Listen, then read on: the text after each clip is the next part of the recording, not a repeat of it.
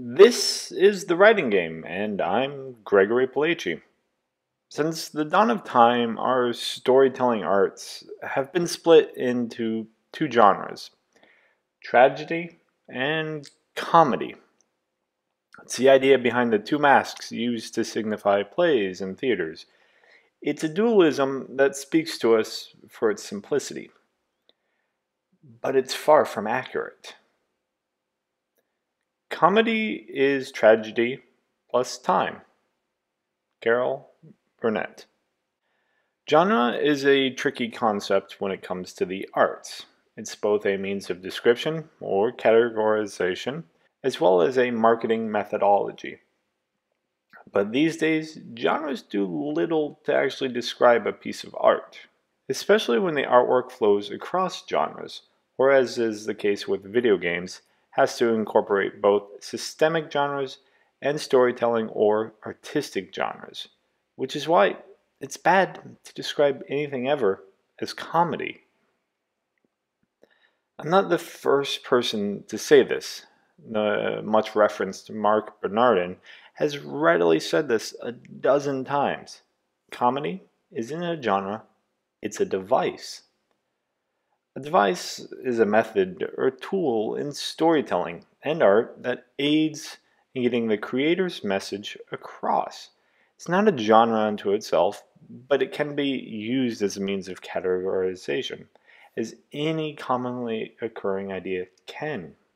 Similarly, satire and pastiche aren't genres but tools, and ones usually associated with the aforementioned comedy. Yet, comedy is not a requirement for them. Take Animal Farm, for example, by George Orwell.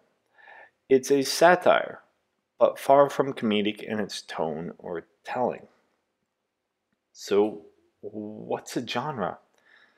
Well, according to Sean Coyne in The Story Grid, a genre is a label that tells the reader audience what to expect. Genres simply manage audience expectations. Expectations are everything. They help us as creators determine what elements to include, be they story, art, or game mechanics. As an audience, they help us find a project we're interested in playing. It's why when I hear walking simulator, I expect story, and a well-told one. But I know that's pretty broad and could encompass anything from Firewatch to Tacoma to What Remains of Edith Finch. Each of those games, while first person and often considered genre, have drastically different storytelling genres and techniques. Tacoma is clearly science fiction, or as it's sometimes called, speculative fiction. Firewatch falls between a mystery and a character drama, while Edith Finch is readily classified as magical realism. All of those terms in no way refer to gameplay or the systems that work in the games, but the storytelling within. As such, they create certain expectations for what we'll find within them. It comes as no surprise that in Tacoma, we're dealing with spaceships, space stations, zero gravity, and artificial intelligence. For Firewatch, it's expected that a crime will be solved. And in Edith Finch, we know we'll be pushing the boundaries of our reality. Gameplay mechanic genres are a tricky thing, as none of the current terms is terribly useful or accurate, nor are they necessarily inclusive to all the possibilities they present. What is the difference between an action adventure and an adventure game?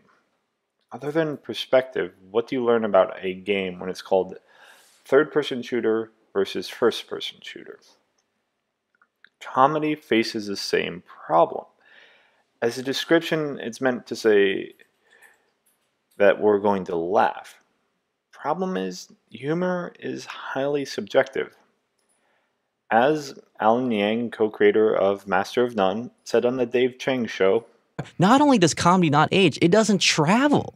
So, like, you think Asia gives a fuck about Will Ferrell? They don't care. It just doesn't, because comedy is so specific to a community, to a place and time, and to your identity. It's all of those things. So that's why a comedy is never going to be the highest grossing movie ever made. It's just not. It's just too specific. It's too personal. It's too cultural? It's too cultural. Which is why explosions sell. Explosions sell. Animation sells. Sex sells. Yeah, sci-fi. Look at the top 10 movies of all. It's all, you know, computer graphics and cool visuals, because that stuff is universal.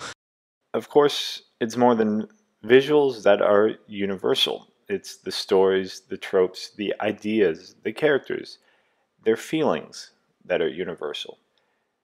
In a visual medium, inevitably, the visuals help sell those memories. But Alan Yang is right about what comedy is and isn't. Of course, he's professionally funny and a writer to learn from.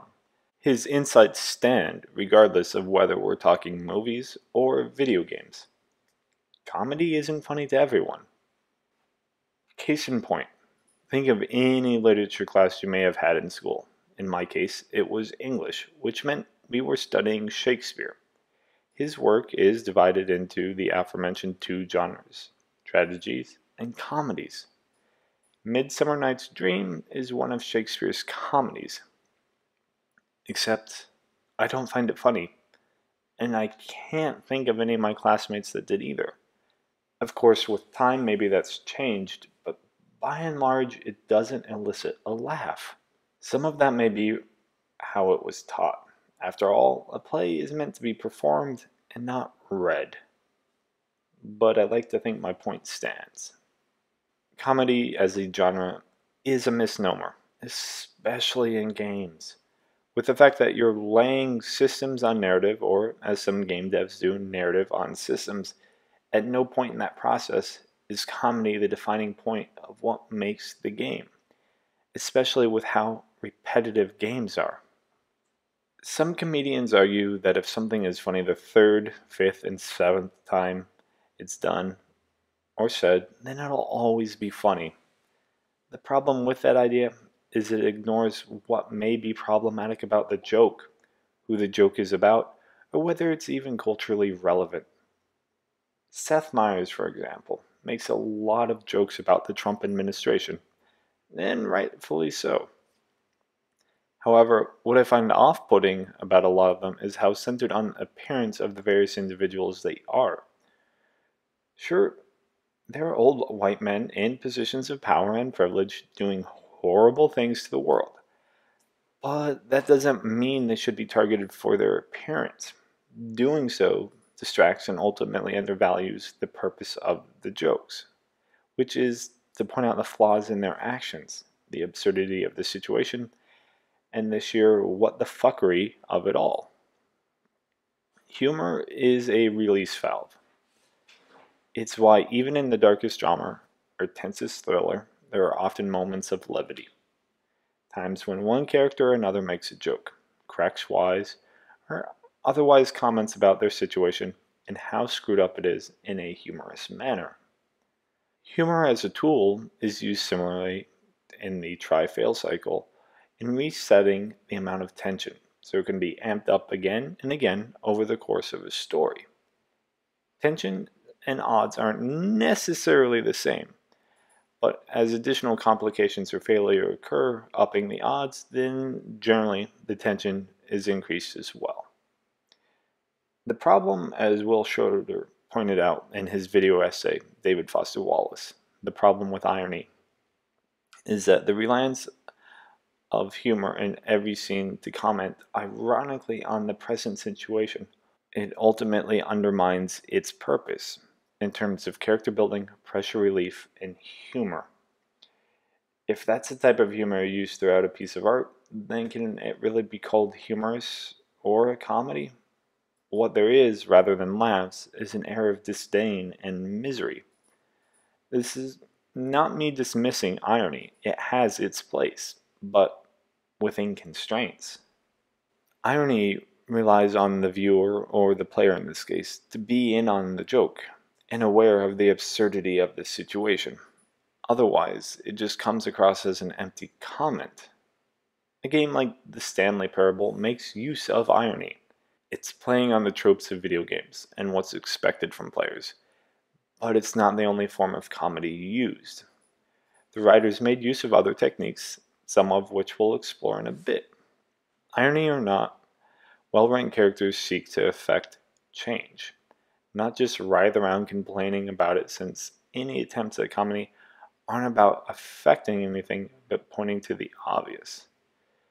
In games, this becomes tiresome extremely quickly because of the swiftness that the jokes are repeated. So, what can be done to avoid the numerous pitfalls of making a game that's funny? Funny in this instance implies humorous or comedic, but of course, that's not a given. The first step: avoid irony. Not entirely, but as a crutch.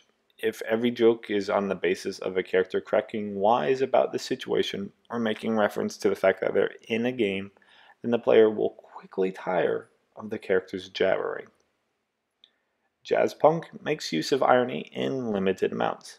Similar to the aforementioned The Stanley Parable, Jazzpunk dots its world with only small comments on games and game mechanics, but never at the expense of everything else going on. The second step: diversify the humor. Scott Adams, the creator of Dilbert, identified 6 dimensions of humor.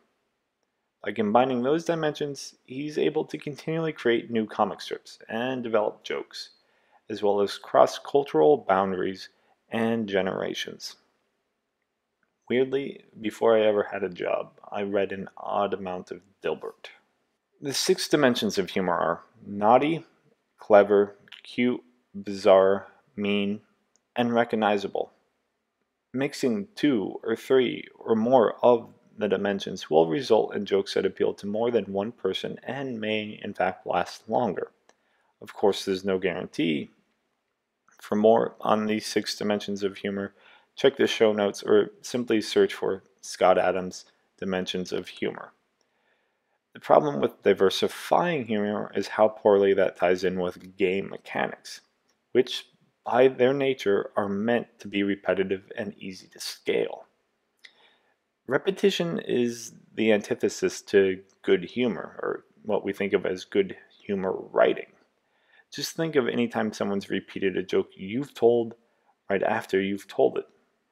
It's not funny, in either sense of the word. The third step: review and edit. Comedians know you have to hone your craft. Few people are inherently funny, and to get their jokes to land during a set takes practice. That includes learning when to cut a joke or tighten up a punchline. Games writing so often doesn't include time for editing. But if the game is meant to be funny, then there's an even greater need for editing, especially for games that have to be localized. I've proofread the scripts for some games being localized, and I could readily identify issues with the humor that weren't going to be translatable or funny to others. Firewatch wasn't one and done when it came to the number of drafts of its script. Sean Vanneman was constantly writing and rewriting and honing the story, the lines, the encounters to create a better game. And that applied to the humor as well. Of course, Vanneman couldn't know how each scene would ultimately land with individual players, but he had intent. Through rewriting, testing with players, and running the script by the rest of the Campo Santo team, they were able to refine all the elements of the game, even the comedic moments. Games, given their confluence of other arts, inevitably have to consider more when attempting comedy. There's a timing of animations, not just dialogue, sound effects, the art style, and the animations themselves, the aforementioned localization, etc. And worst of all, a joke may never be seen. It's why Easter eggs tend to be so self-indulgent. The creators don't know if the player will find them, and, like irony, require a certain level of cultural knowledge to be relevant. Otherwise, they're just something that breaks immersion. The fourth step: don't break immersion. This harkens back to the previous step, but it deserves mentioning again. If a joke takes a player out of the game, then it's entirely unnecessary. It's the equivalent of a first-person shooter adding the ability to plant flowers. Conceptually, I can think of a reason for adding it if the story is about a hitman who plants them as their signature. But if you're playing Halo, Call of Duty, or Fortnite, the ability to plant something doesn't add to the narrative or your lethality. There are jokes that I ad-lib in this series that inevitably fall flat for any number of reasons. Most of them get cut. For the ones that don't, I'm sorry. If you don't find any of those jokes funny, or you think I should stop trying to be funny, then take that as a lesson when it comes to your own writing. You're not as funny as you think you are. So strive to do better. The fifth and final step: figure out your story genres first. Shawn Coyne, author of the Story Grid, describes all stories as having two genres: an external and an internal. External genres are what we think when we hear the word genre: action, horror, crime, western, thriller, war, love, etc. They're a combination of setting and story and will inevitably have some determination over the plot, as they create expectations in the player, or, as Shawn Coyne calls them, obligatory scenes. But more on those in a future episode. Internal genres are not as immediately clear, but are defined as worldview, a change in perception of life experience; morality, a change in the character's inner moral compass; and status, a change in social position.